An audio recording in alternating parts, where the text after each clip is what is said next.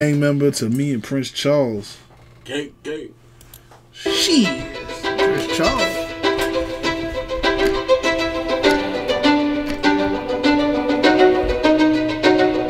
So my childhood was quite hard.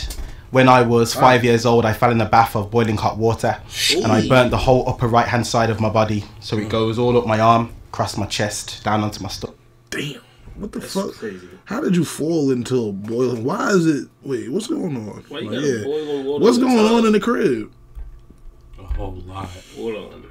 Yeah, why? So there's a whole lot going on. Yeah, why is it boiling water in the tub? Yeah, I ain't like how you falling boiling water into the?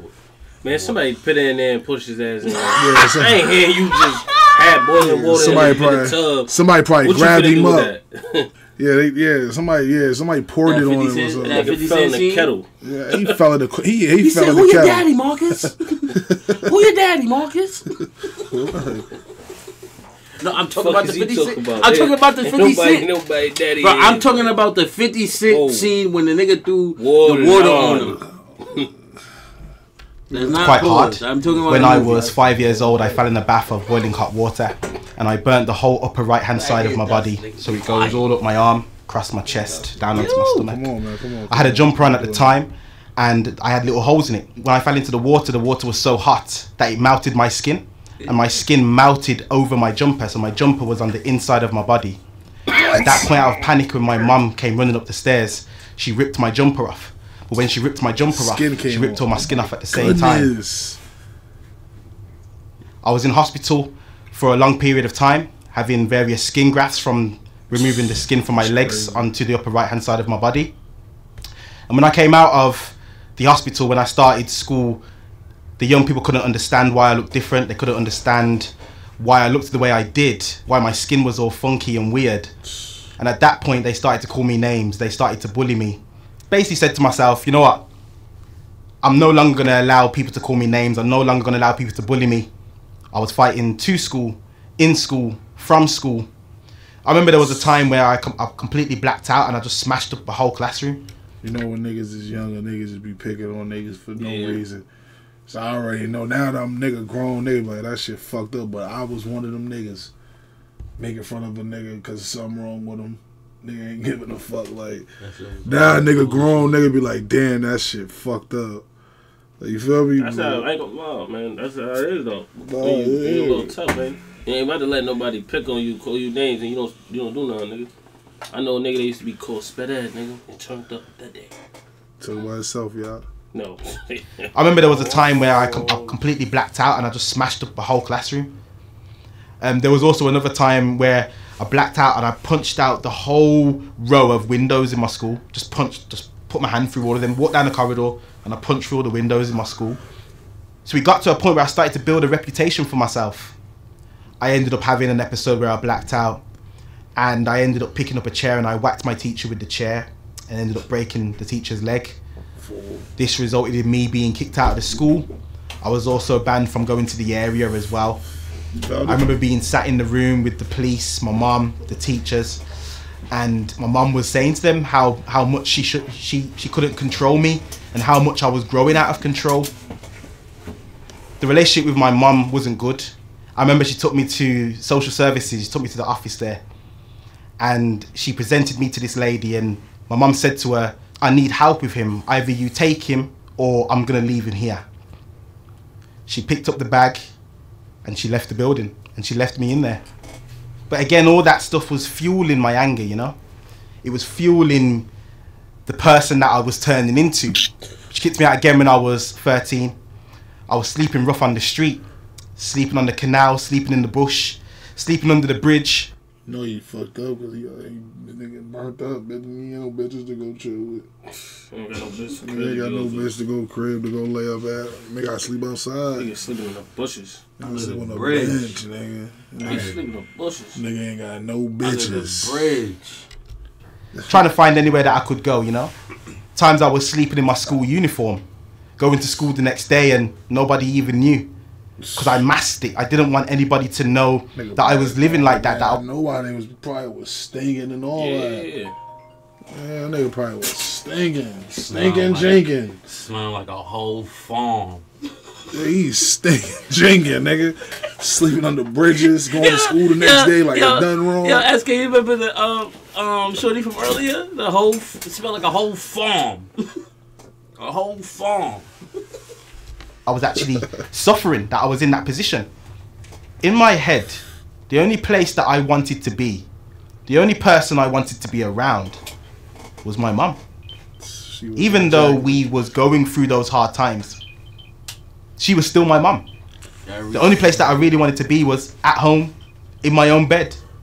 I ended up going back home. But it was short-lived. A week later, my mum kicked me back out again. That was the most difficult period of my life. I don't think I've faced anything more difficult than that period. I remember times I was going into the job centre, I'm saying to them, can you give me money? I need money, I need money. They're looking at me, how old are you? I'm like, oh, I'm 15. How come you're not in government care? How come you're not in a hostel? How come you're not in a home? And I'm like, I don't know, the council have put me in this emergency accommodation. It took the job centre 6 weeks just to decide what money to give me, because they told me that I was a unique case. It took them another 6 weeks just to actually give me the money. So throughout that whole time I was without money. I'm scavenging, as I said, scavenging through bins. I'm asking friends for £1. There's enough shots for everybody. Nigga, that's for everybody. Oh, fuck is you? Type of shit you Why don't you nigga? Type of shit you This nigga was some police shit in, man. Everybody be quiet. Yo. Everybody be quiet. Don't say shit. Turn that off. Oh, that's why he was outside for too long. He was talking to the people. Yeah, you better You go back down wiring the there. crib up? He was like, yeah, you better go back down there. Nigga trying to plant something in here. Oh, everybody. Oh, yeah. No. He trying to plant some shit in here, nigga. It's over.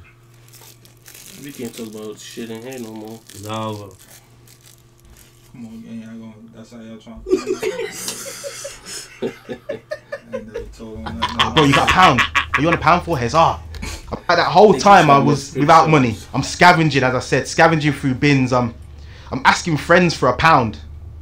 Oh, bro, you got £1. Are you on £1 for Huzzah? Just need to catch the bus, bro. Just need to catch the bus. When actually, in fact, I used to buy, you know, the custard cream biscuits. I used to stack them up on my side. And you know what I used to do? I never used to eat them. I used to crack them open, lick them, stick them back together, and then put it back in the packet. What? Because for me, it wasn't the thought of eating. It was the thought of knowing that I had food to eat. So if it ever got to a point where I was really hungry, I knew I had a pack of biscuits that I could go to. But when I was at college, that's when things started to go. That nigga said he used to open it up, pause, lick the frosting, close that shit back up, pause, and save it for another time when he really hungry. That's, you know, a nigga fucked up. Wow, I ain't gonna lie, that's a different type of level. What? That's a different kind of level of fucked up, nigga. That nigga, yo, how you, what? And there's fire for that too. And that shit white. Why? Why? Go. I had a pack of biscuits that I could go to. But when I was at college, that's when things started to go downhill, started to spiral out of control again. That's when I started to hang around with a certain group of people, with the wrong crowd. Okay. They could see that I had this attitude. They could see that I had this anger problem that I couldn't. Hey, don't try to shit on the gang now. Nope. I don't even want to hear it. I don't want to hear you trying to shit on the gang. That's what sound like he about to get. Yeah, no, I don't want to hear you about to shit on the gang. You was outside sleeping on the farm. You was outside sleeping on the bridges and shit, bro. Gang gonna put you on, got you a pack. Yeah, you licking frosting out of cakes, nigga. Yeah, gang got you right, nigga. Don't try to don't try to don't try to money on get you down now. That nigga started with dimes and nickels. He about to say that. He about to try to shit on the gang. They could see that I had this attitude. They could see that I had this anger problem that I couldn't control. Now these guys are in my flat, chilling, eating out my food out of my cupboard and my fridge. How you get a crib? But now I start to hang out with them even more so. We're in the town centre, we're walking around all the time, we're getting up to mischief, causing trouble. And eventually, that's how I slowly slipped into gang culture, you know? There was 2 main gangs in Birmingham. You had Burger Bar crew and Johnson's crew. Now, these 2 gangs at that time were probably 2 of the biggest gangs in the UK. 2 of the most violent gangs in the UK. I remember that. So, the guys that I knew, maybe their family was quite high up, or their individuals in their family were quite high up, and those were some of the people that I used to hang around with, that I used to roll with. And it was something that I clinged to because I never had it anywhere else. I never had it from family members or anybody else. So I knew that these are the guys that are here for me, you know. I was just a foot soldier, you know. I was just a foot soldier. I wasn't nowhere up in the ranking. But again, I was always putting myself in those situations. I was always putting myself in danger. Led me down the path of having guns and selling drugs and doing crime. I remember the first time I saw someone get stabbed, and it was like, didn't even faze me. Didn't even faze me. At no point did I stand there and think I'm gonna call the police or I need to help this guy. And I remember it was a guy that I was with. He was a friend at the time, and he was fighting this guy. And then all of a sudden, like, I saw it first, and I saw that actually he had a knife and he was stabbing the guy. And I dragged him, dragged him, and he stood up. And then the guy stood up. The guy that he was stabbing stood up. And he stood up and he was beating his chest, and he was like, "You're not gonna kill me, you're not gonna kill me." And a couple of his friends came, put him in the car, and they drove away. And I was stood there like, rah, like, did that just happen? And again, it kind of made me think like, like stabbing people is normal. Like stabbing someone, innit? They're not gonna die, innit? Like I've just watched my man stabbing about 15 times. He ain't dead. I knew right from wrong. I knew the things that I was doing was bad. I knew that. But I never had no one there to say to me, "You know what, Hezron, don't do that, bro. Like, just calm down, or come, let me take you somewhere else and let's do something different." And I'll be honest with you, even though I knew that I was doing wrong, I didn't care. I saw it as nobody cared about me, so why should I care about you? That's how I seen it. And that fueled a lot of the rage inside me when it came to the things that I did. All the little marks on my fingers there, including that one there, it's actually teeth marks. There's been nights I've been sat in my house and I'm taking man's teeth out of my hands with a pair of tweezers. My whole knuckle there is split down the middle. That's why it's so big, split down the middle. Doctors have told me that I'm gonna have severe arthritis in a few years. I'm starting to feel the effects of it now. I had this scar here on my head. I had a piece of glass that big sticking out of my forehead. I got a scar that runs across the top of my lip. I had a fight with 5 guys, and a guy came with a metal bat. No. Yes, and then he had a little 5 guys.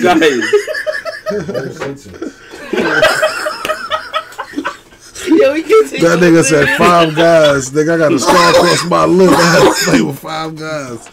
What love? That was freaking dinky. It's like the Soldier Boy story right here. What you just say? What? What did you just say? Right. What did you just say? Sound like he said some nutty shit. What did you just say? Mine. Say it, because you already said it. We all heard what you said. Nah, So say what you just said. He said, "Nah, we heard that." Yeah, you already. You want your shot now, or what you want to do? Give me the shot, man. Where your shot come from? Yo, so can that nigga a shot of that, man? That nigga need a shot of Fabuloso, nigga. Dirty, bro. About balls. No, he needs to take it. Why? Why, yo? Yo, come on, man. Why? That was the worst time for that, bro. Why? Yo, That nigga, he get a double. Double. He get a double.